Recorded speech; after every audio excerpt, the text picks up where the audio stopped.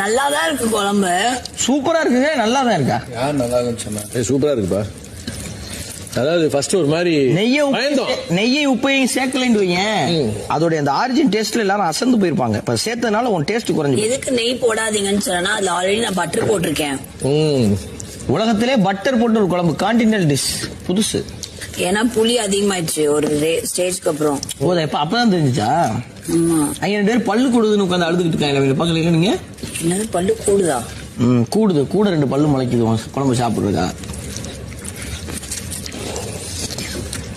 ஒருவேளை இஞ்சி பேஸ்ட் இன்னும் போட்டிருக்கணுமோ? ஆமா. போன வாரம் எலிமினேஷன்ல உன்னை போட்டிருக்கணும். அதனால ஒண்ணும் குறையில. இந்த வாரம் யாருமே நீங்க என்ன நாமினேட்டே பண்ணல. அந்த நன்றி விசுவாசத்துக்காவது குழம்பு நல்லா. அந்த நன்றி விசுவாசத்துல அருமையான நான் சமைச்சதுக்கு அப்புறம் நாமினேஷன் வச்சிருவாங்கன்னு பயன்ட்டேன். எல்லாரும் என்ன மந்திரி எப்ப எடுத்துட்டு வருவ? எல்லாரும் 2 ஓட்டையுமே நான் ஒரே ஆளுக்கு போறேன் பாஸ் அப்படின்னு சொல்லியிருப்போம்.